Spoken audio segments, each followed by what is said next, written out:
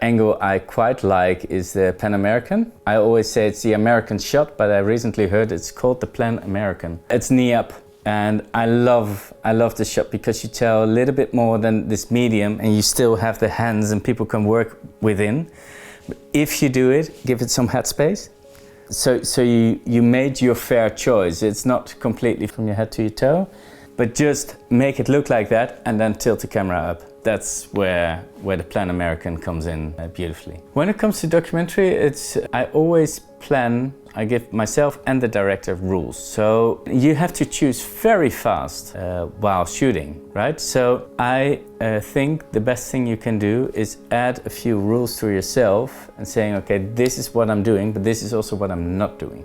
So if that's in your brain memorized, you will go on kind of an autopilot when shooting documentaries. The last documentary is about food, actually the origin of food. And there's a scientist and there is a show host, if you can say it like that. And those two travel around the world. Sometimes they have a stand-up together, and I really want it to be that center, Wes Anderson, nothing else. It's just that center. So whenever they have a stand-up, it's always like that. Whenever there's a third person in there, we always go handheld on a 15 by 40 cook. So those type of rules help with the documentary. That having said, of course, there's always space for going the other way. Sometimes you just see something and you really want to shoot it. If it doesn't fit your style you already chosen, then okay, you can say don't shoot it. I would say please go for it, because please have it and then decide in the edit whether it's still your style or not. So when it comes to shots or framing, everybody knows their close-ups and their mediums and their wides, etc. Then you can choose whether you're on eye level, you're below, you're above. It says something about the character, right? When it comes through that, I always get back to the narrative. Who is who? And how do you want someone to introduce? The main character always comes from the back, entering a frame, and you can feel by the movement itself that we're going somewhere. And we're going somewhere is always most of the time, to the woman, to the main character. That's how, I don't know when, we invited to introduce people. A little bit from below most of the time, because we like to have this status kind of thing. And there are always narratively excuses to do it differently. And I think that is the beauty of what we do. We can always shift the camera to a different angle to give the feeling to the audience it's someone else. From Rude Awakening, the opening sequence is a sequence wherein our director, who is the main character, is going to work every day, over and over and over again. And so we have 35 shots of him doing the same thing every morning. So he wakes up, switches the alarm off, get out of bed, has his coffee, walks towards his work. So on every shot we make, we go 1 degree more to a Dutch angle. So at the end we're at 45 degrees, and then when he comes towards the camera, he walks over a bridge.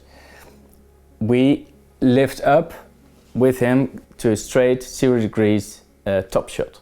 And I think that's where we explain the entire movie for the audience, how we deal with the Dutch angles. Because an opening shot, as I said, is about the narrative. But when it comes to scenery, you want to fly over and be wide. It's most of the heroistic movies is flying over a sea or water and coming up to the city just to tell us where we are. That's the opening shot. That's the classic one. I think it has a reason.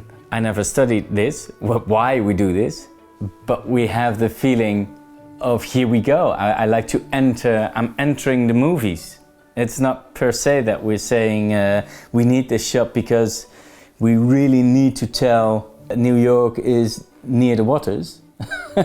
But I think it's more for the audience to walk in and feel comfortable, sit back, and here we go. This is your movie we're gonna watch. Other than that, I think it's very necessary that you always guide your audience, especially in feature films. Where are we? We're not here, we are here for a reason. And we chose this city for a reason, because it means something to the character or to the story. So you always want to open up with a wide shot of where we are. When it comes to the closing shots, I think it depends again on also the genre. But let's say it's a romantic movie, you want to fall in tears, so you want to make it big. You want to be with the character, but feel the atmosphere and the environment in the same shot as well. This is where it comes to photography, I think.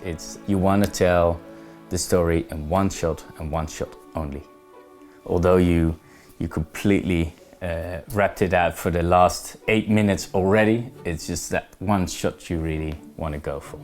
When it comes to romantic versus thriller or something else, again, most of the time we end on a feel-good, so you still have the scenery that you really love to see. When it comes to romantic movies, I love to refer to, what is the movie with Brad Pitt, where he's the devil, Meet Joe Black. When he walks over the bridge and he comes back, because it's introduced halfway already, you know what is coming and you know what it's about, and that's where most of the time people start crying. I'm now in pre-production of a movie. It's a teenage movie about a girl who really wants to have a horse, and she finds one, and she's going on an adventure with the horse.